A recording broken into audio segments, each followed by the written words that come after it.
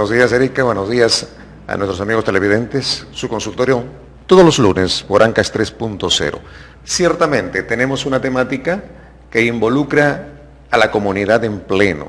El trastorno por déficit de atención, hoy visto como con o sin hiperactividad, ¿no? Puesto que todo empieza con lo llamado, ¿sí?, niños desatentos. El déficit de atención. ¿En qué consiste esto, doctor? Porque muchas veces las mamis confundimos muchas veces los síntomas que presentan nuestros niños.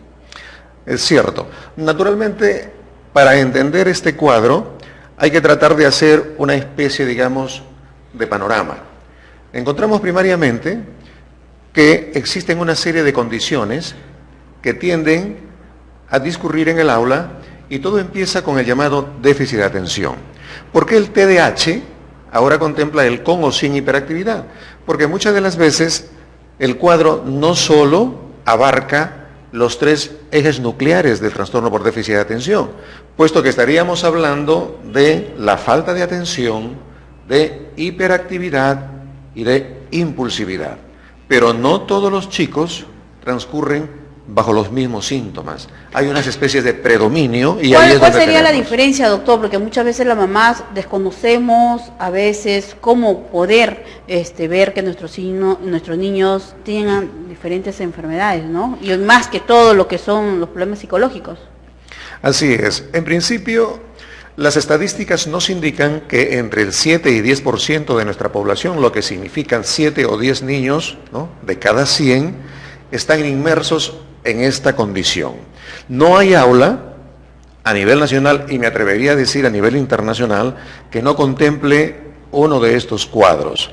Por ejemplo, si hablamos nosotros del TDAH, entendamos que esta es una condición neurobiológica, y ahí hay una serie de implicancias, tanto internas orgánicas al paciente o alumno, y externas, que tiene que ver con el medio.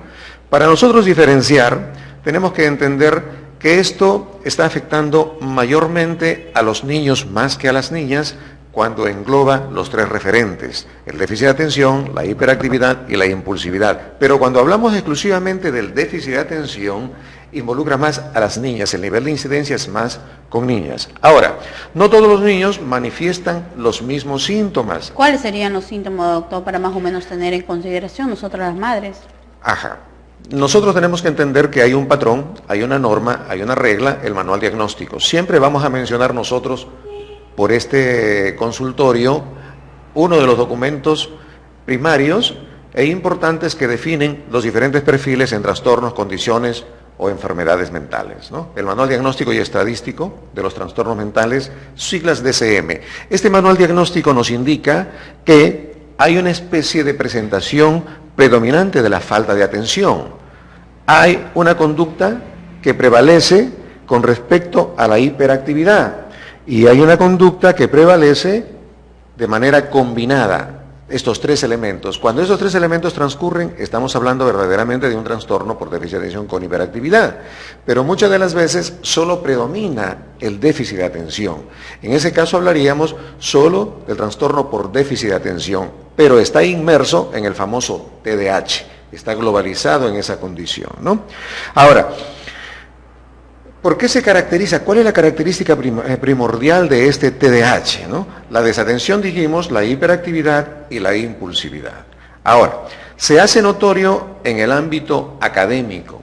Muchas de las veces en casa no siempre podemos nosotros determinar este perfil, porque en casa el niño discurre por un sinnúmero de actividades o tareas no necesariamente sistematizadas.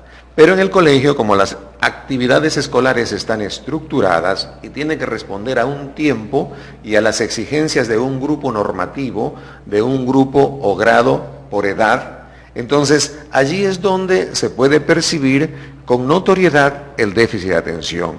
¿Pero cómo tratarlo, doctor?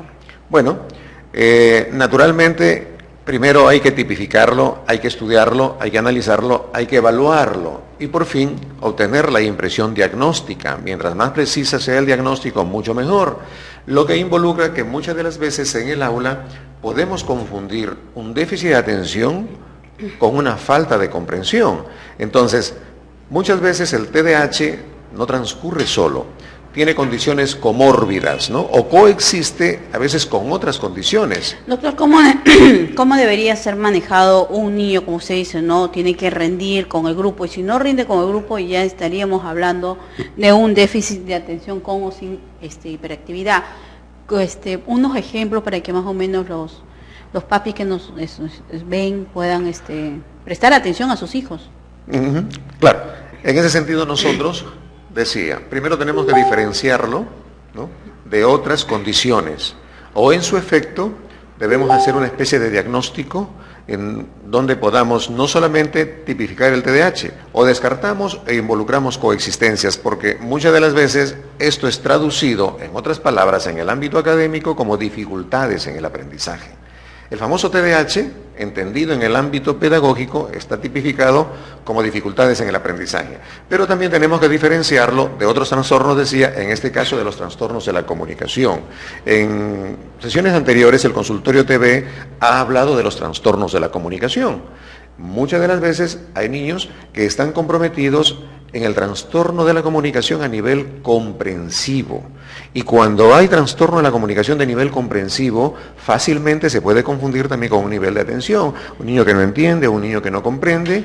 Entonces tenemos que diferenciar si es a nivel de asimilación, a nivel de comprensión, donde el trastorno ya no es déficit de atención, sino comunicación. Entonces tendríamos que optar con estrategias a nivel de lenguaje. Por ejemplo, doctor, hay niños que verdaderamente no duran ni 5 ni 1 minuto su atención en algo. Así es. Por eso es que hablamos de un TDAH o trastorno por déficit de atención con predominio en atención. Pero también hay que aprender a diferenciar la selectividad en algunos casos, ¿no?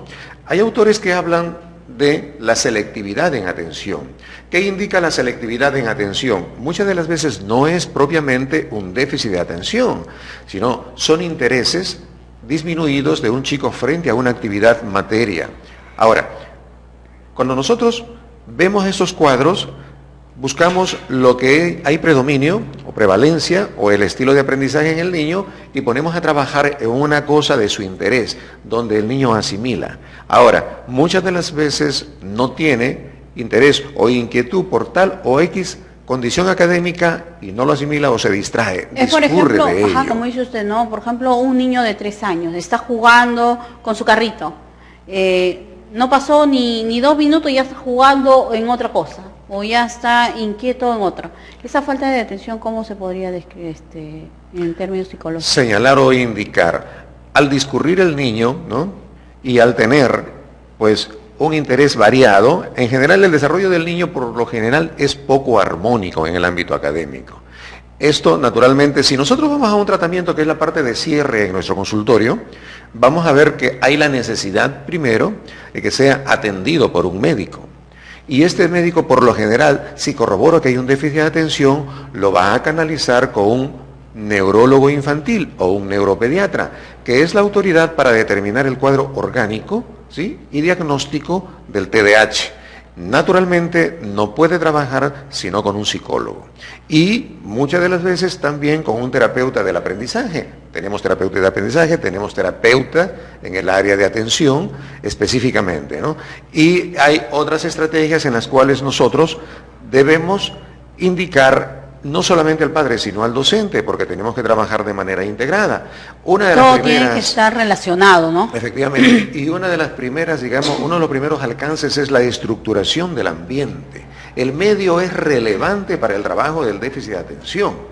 ¿Por qué? Un chico tiene que tener, lógicamente cualquier chico debe tener elementos básicos, un ambiente que no tenga distractores, un ambiente que tenga muy buena luz y un ámbito que le permita incluso la postura del niño, el escritorio, la forma del prensado, la utilidad. La estructuración del ambiente habla también de hábitos, no solamente del ambiente físico, habla de los hábitos. Nosotros tenemos que iniciar formando hábitos, en su efecto, erradicando hábitos inadecuados. Luego de los hábitos tenemos nosotros que trabajar la organización, la planificación. Del mismo modo debemos nosotros trabajar horarios. Yo recomiendo a mis pacientes niños que tienen estos cuadros en tener una hora de estudio, no una hora de estudio solamente para que hagan tareas escolares, pese a que ya las tareas escolares vienen siendo observadas, cada vez estimamos vayan disminuyendo, pero hayan actividades que potencien o afiancen los conocimientos previos, ¿no? Hay que hablar también de normas, hora de estudio, y eso con respecto a un primer formato que es la estructuración del ambiente. Una segunda recomendación a trabajar sería la externalización de la información. Ahí estamos hablando nosotros, de pronto hay la necesidad para los chicos visuales de colocar carteles, ¿no? De colocar ciertos avisos, ciertas fotografías. Como dice, ¿no? Educar al niño en cuanto a hábitos, en cuanto a costumbres y en cómo también los padres pueden ponerle los horarios para estudiar, porque es muy importante hoy en día que el niño esté preparado para todos los casos.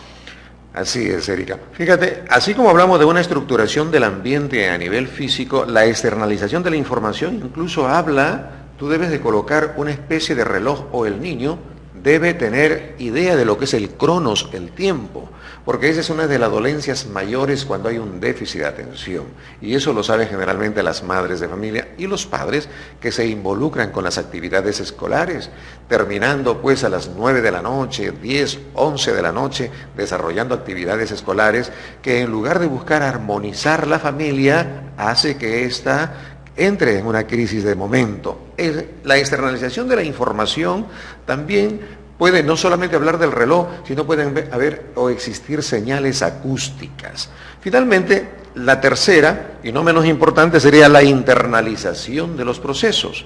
Entendamos tres condiciones. Primero, trabajar la estructuración del ambiente. El medio es importante. Sin hablar, por supuesto, porque está sobreentendido del clima familiar, las condiciones armónicas en la familia. Eso es más importante también, ¿no, doctor? Porque imagínese, dependiendo de cómo se desarrolla el ambiente familiar, también el niño va a poder rendir.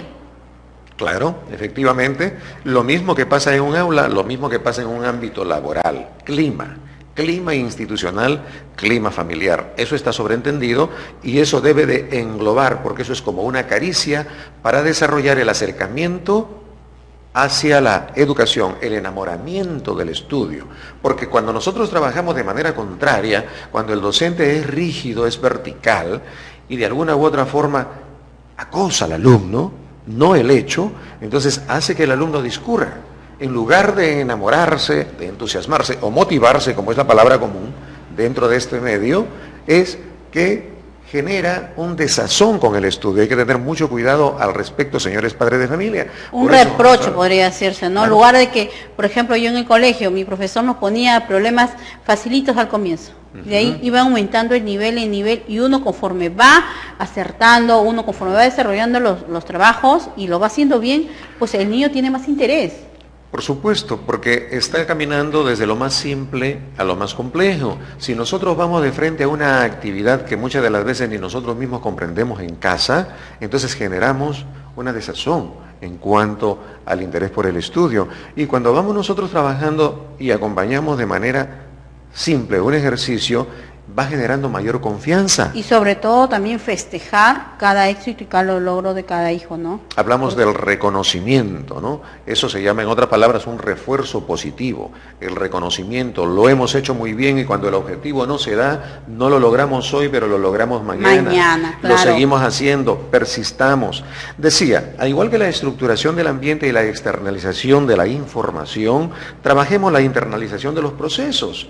En ello estamos hablando de una guía externa de la conducta. Necesitamos una especie de ABC que lo constituye el padre de familia o el docente con el apoyo muchas de las veces del psicólogo o el terapeuta en pleno. Y allí se recomienda de pronto también que el niño trabaje leyendo, se le lea, pensar en voz alta, repetir una orden. Es toda una actividad como las autoinstrucciones. Estamos hablando de alcances o modelado cognitivo, ¿cierto? Trabajar con la imaginación, el pasado, el futuro, proyectarse. Todas y cada una de estas estrategias nos ayudan a combatir bien dicho sea el caso, este déficit de atención, ¿no? Siendo el predominio el déficit de atención. Cuando esto, Erika, si me permites, ya se suma pues a un cuadro inquieto, más allá del aproximado, o se suma a una impulsividad, se hace necesaria la participación de un neuropediatra. ¿Qué hacer, doctor, en estos casos? De hecho, primero tenemos que conciliar padres y docentes. Muchas de las veces el padre tiene la negación, porque también puede haber un grado de inmadurez emocional. El niño puede estar cognitiva e intelectualmente bien, pero hay un grado de inmadurez. Y como hay un grado de inmadurez, uno dice que es un déficit de atención. No es un déficit de atención, porque si te percatas, el niño debajo del escritorio tiene los carritos, se está distrayendo con otras cosas. Y no siempre es el déficit de atención, es el grado de inmadurez. Y esto lo podemos apreciar regularmente cuando el niño pasa al primer grado. Dentro del primer grado, como el niño transcurre a partir de los 6 años, entonces muchas de las veces no está maduro emocionalmente, pero el afán del padre es tenerlo en el aula de primer grado para que termine lo más temprano posible. Entonces usted ahí nos estaría diciendo que las normas que ha dicho el Ministerio de Educación, de que un poquito tardía los años, estaría un poquito mejor. Claro, nosotros, recuerda, Erika, que tuvimos ahora cuestión de 2 semanas y hablábamos de porque hoy en día la educación se está comercializando, ¿ah? Ahora ya imagínese, de 2 años, ya hay estimulación temprana, los padres se desapegan de los niños. Recuerda que nosotros hablábamos, hará cuestión de unas 3 sesiones, 3 lunes atrás, sobre este aspecto puntual, y decíamos que en el Perú se desarrollan demasiados años de escolaridad, ¿no? El niño empieza a partir de los 2 años y muchas de las veces ahora a partir del primer año, para que termine lo más temprano posible, y que terminar a los 15 años muchas de las veces es un éxito, y no siempre es así. No todos los jóvenes, no todos los niños pueden adaptarse a este mismo nivel, ¿no? Doctor, se acabó el tiempo, esperemos que el otro lunes también tengamos un tema tan importante como lo que fue hoy. Sus palabras de despedida del programa. Naturalmente, cuando tengamos, señores padres de familia, señores docentes, algún referente que esté asociado a un trastorno en el aprendizaje, hay que tener muy en cuenta el nivel de lenguaje. Siempre persistiremos en el nivel de lenguaje, en el nivel, el performance de la comunicación. Y cuando se presente esta de forma reiterativa e esté incidiendo en el área de aprendizaje, en el normal desarrollo del niño, pues preséntese usted con un psicólogo clínico o, en su efecto, con un neuropediatra, un especialista de las ciencias de la salud o de las ciencias de la conducta. Muy buenos días y hasta nuestro siguiente Consultorio TV.